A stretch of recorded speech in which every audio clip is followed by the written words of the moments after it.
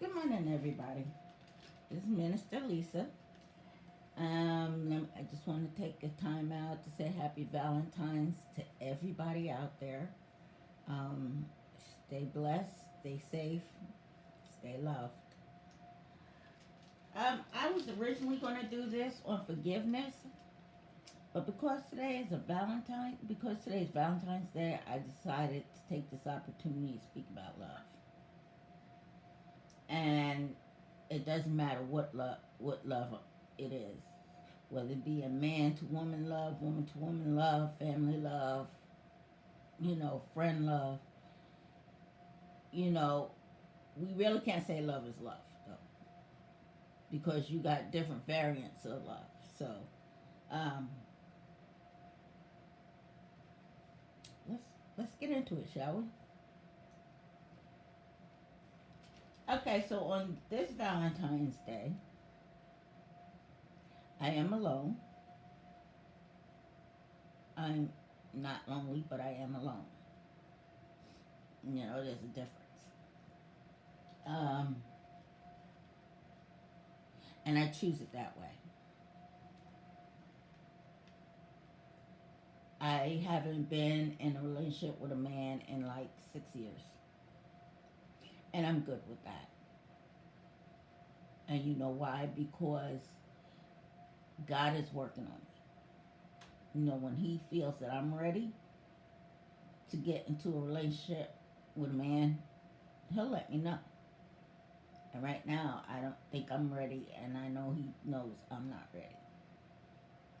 You know,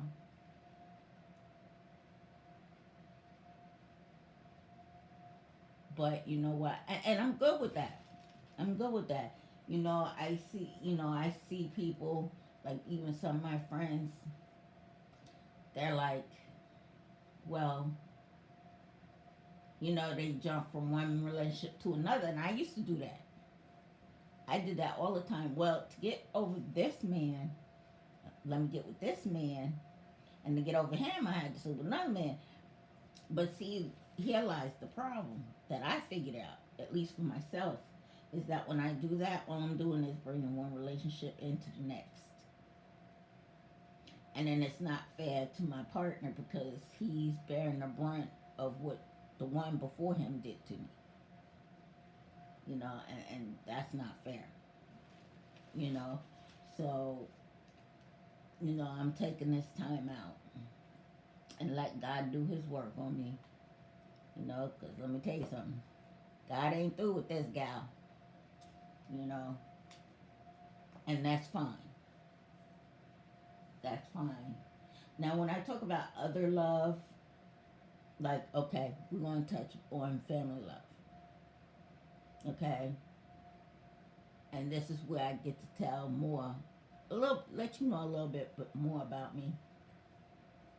I come from a family of three girls. I'm the baby of the family. And when my mom died, well, even before she died, when she was dying, I was treated so bad. I was treated like the black sheep of the family. You know, they threw me out in the street with nowhere to go, no money, so I'm homeless. You know, I was able to get to the hospital to see my mom because my sisters didn't want me in their house at all to see her, even though she requested to see me. So I had to wait until she went to the hospital to actually go see her. And when that day came, October 31st, 88 came, and I got the call from my sister that she had passed away that morning. I mean, I was in such a state. I knew I was hurting, but I had so many other things going on. So I really didn't have the opportunity to grieve the way I should have. And then, like, the week after she died, she wasn't even buried yet. And a person that I thought was a friend of mine actually raped me. So now I'm dealing with my mother's death, now compounded on top of rape. And I was so angry with God. I was just like, I don't understand. What in my life have I done so bad that this is happening? I did not get it. I was angry at him. Oh, how I cursed him so bad because I did not understand how it was that if I'm your child, that you allowed this to happen to me. You know, at this point, this is where I started dibbling in drugs because of the pain of my mother's death. The guy that I was with at the time, before I was raped, he taught me how to sniff cocaine. And at that point, that was like my drug of choice. At that point, um, so it was like it helped, but it didn't really help because all it did was really numb it. At the end of the day, when it wore off, guess what? The pain was still there. And I was so angry with God. So angry. So angry. And then I go into the military where I thought I was safe. And then I get sexually assaulted. So this really actually made me turn my back on God for a while. Because didn't get it. Why does this continue to happen? I have not done anything in my life so bad that this should happen. You know. Um,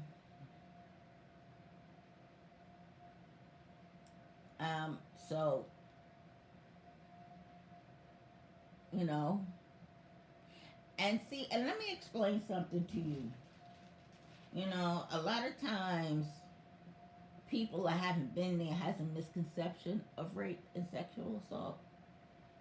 Well, if I was raped, I wouldn't want to lay up with another guy. But see, that's the thing. There's two sides to that story. There are some women that will react that way. But there are other women that become sexually promiscuous because they're afraid to say no because they may get hurt again. I was in that category. When I did get married, it was like after that I just didn't want to be touched. So it was like fine if it was a one night stand, but anything long term, I didn't want to be touched. I just didn't want it. And of course, with all of this going down, my whole thing was to ignore it. If I ignore it, it means it doesn't exist and I don't have to deal with it.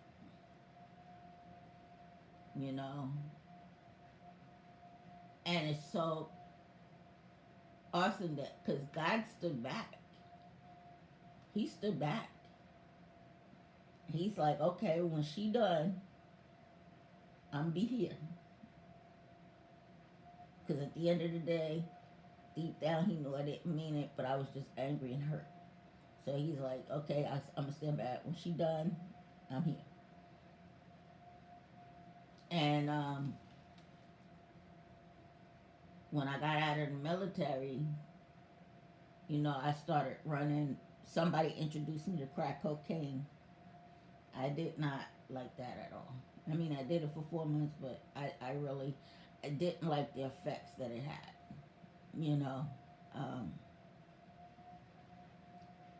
so finally I managed to find somebody actually sold me for crack cocaine. That's how I managed to get my way out of it. Somebody actually sold me for some crack cocaine. And then one day I just got up and ran. And then I found a church that took in homeless. And I was there for almost a year, cleaning sober from crack cocaine, you know. And, you know, at that point, that's where I sort of kind of reestablished my relationship back with God. I wasn't quite there yet, but doing baby steps. I'm quite getting there a little bit. That was me. That was my way of coming back to the fold. And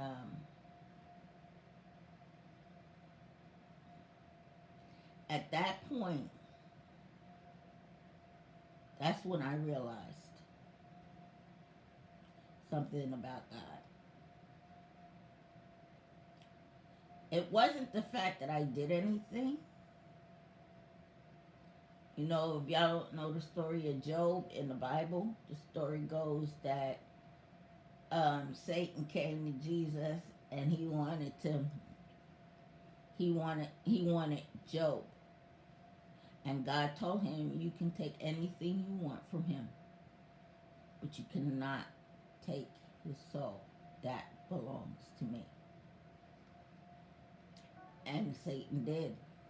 Satan came in and he stripped him of his home, his job, his kids, his wife, even made him sick with boils. I mean, stripped him right down to the bone. And at the end of the day, he still hung on to Jesus. I mean, even his own wife cursed him. What God would let you go through this? The kind of God that knows that you're going to hold on even when you're going through these little trials. Because at the end of that rainbow, there's a big blessing. And Joe had gotten a blessing. Because he stood. And I kind of tamed myself almost to that effect. I knew I had to hold on.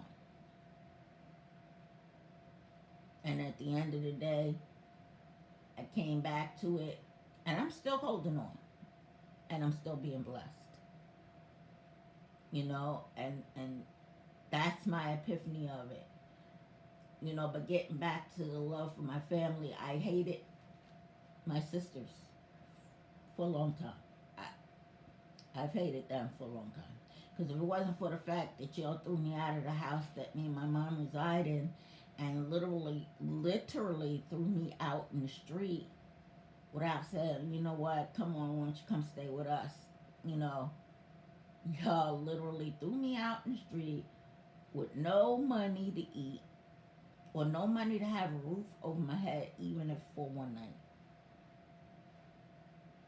I was literally sleeping in parks and shit. Excuse my French.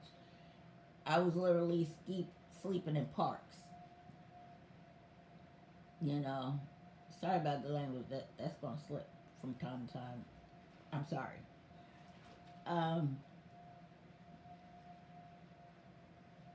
I was angry and then I realized that they never did love me. Because if you love somebody, you don't treat them like they're a piece of garbage. You don't.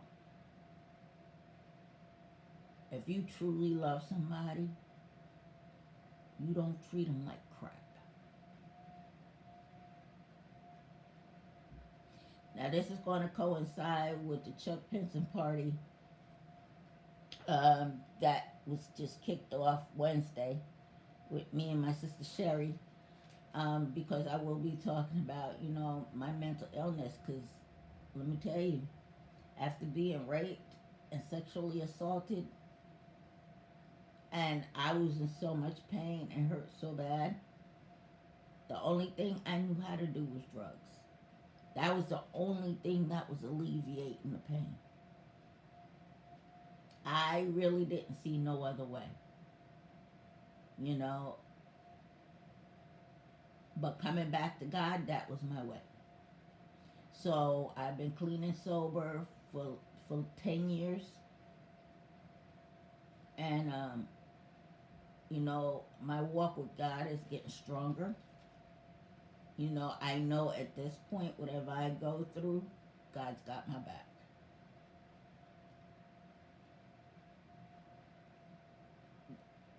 Love. That's love. When you can do something so messed up and still come back to a person that's got their arms open wide for you, that is unconditional love.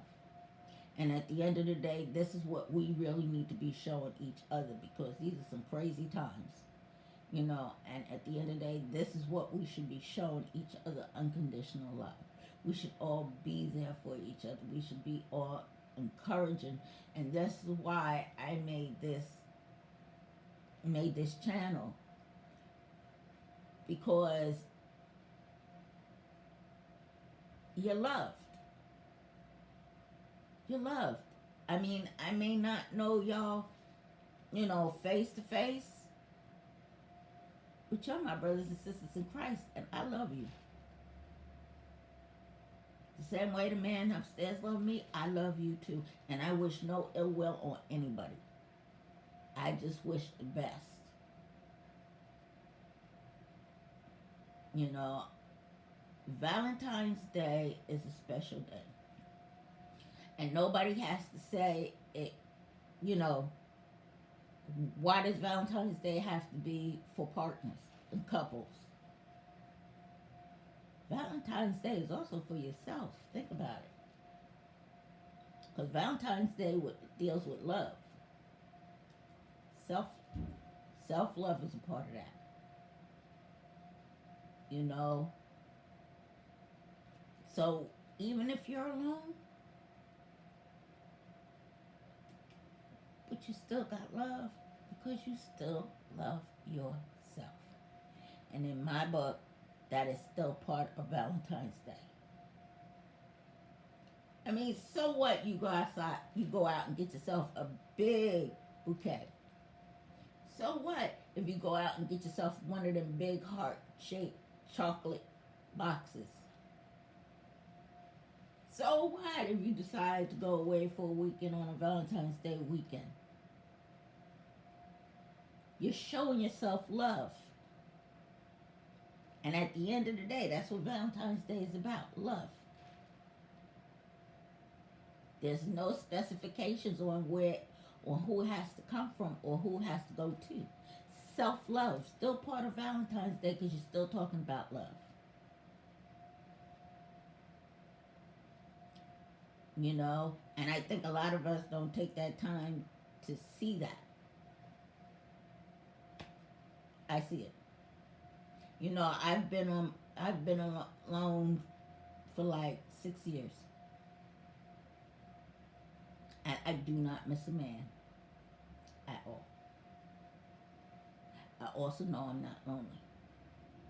Even though I'm alone, don't make me lonely. Heck, I got diamond paintings. You know, I talked to my sister Sherry. You know, I got you guys now. I mean, hey, and as far as I'm concerned, y'all more of a family to me than my own family is. Speaking of family, nobody said family has to be blood related. Sister Sherry will always be my sister. She's not my blood sister, but she's still my sister.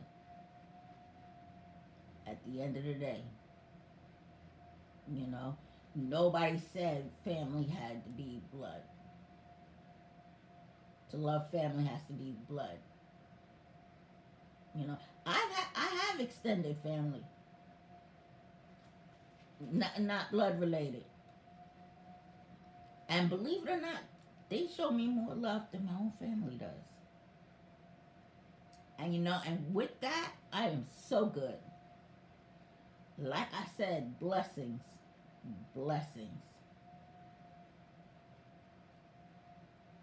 Because what God did was move them out and move someone else in that was better for me. That wasn't toxic. See, that right there was toxic. And all I was going to do was bring me down. So God replaced it with other people who are more positive, non toxic. You know, I can sit and talk all day long. We can talk about the craziest stuff and don't have to worry about being judged. See, on this channel, nobody's being judged. You know, I have no room to judge nobody. Because God knows I'm still human and I still make mistakes. Okay? So, I don't judge nobody. You know, and as time goes on a little further on, especially with the Chuck Pinson party, I will go a little bit more into details about the things I did when I was in my drug running days. You know? Things that I have to forgive myself for. I'm working on it. I'm working on it. You know, I've done some things that, you know, right now makes my skin crawl. Because I can't believe I did it. But at the end of the day, that's okay. Because God's going to get me there. He's going to see me through that. And the mere fact that I know I have to forgive myself for it, that's the first step. You know, it's so easy to forgive other people than it is to forgive yourself. You know, so love. At the end of the day, people, love yourself. You know, you may not have a partner, but that's okay. You still got yourself. Love yourself. You know, if you are, you know, alone on Valentine's Day, take this as an opportunity, because I know I am. Take this as an opportunity to be with yourself. Pamper yourself. Give yourself a little positive affirmation. You know, I am a beautiful woman. I am a beautiful human being. I have a beautiful soul. Take that opportunity to do that for yourself. Because I do it every day. You know, and I'm at the point where I'm not going to let nobody knock me down. You know, because I know who I am. And I know I'm gorgeous. And I know I'm beautiful on the inside. Because God made me. He made me in His image. And God don't make no junk. Of course, people out there with money seem to turn that beauty into junk. And now you're paying the consequences for it. You know, but take this opportunity. I would say take this opportunity. You know, if you are by yourself, let yourself know you're loved. And it's okay to be by yourself. Sometimes we need to be by ourselves. If that means that that's going to strengthen our love for ourselves, then so be it. You know, we done fell into this whole society thing where you have to have somebody. No. No, you don't. You know, you cannot love somebody if they don't love themselves. Okay? You just cannot. I've tried many a times, it does not work. You cannot love somebody that don't love themselves. So all I'm saying today, on Valentine's Day, is, and here's a little homework I want y'all to do. I would like for y'all to do. Take this day, be it alone or being not alone. If you're not alone, make some time for yourself. Okay. Make some time for yourself. Okay? It don't have to be for long. And let yourself love you. Say, you know what? I love myself. Those positive affirmations. I'm beautiful. I'm strong. I'm healthy.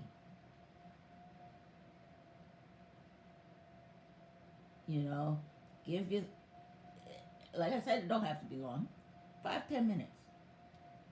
You gotta go lock yourself up in the bathroom, that's fine. If you gotta go to the basement, that's fine. If you eat, hell, if you even gotta go up to the attic, that's fine. You know, but just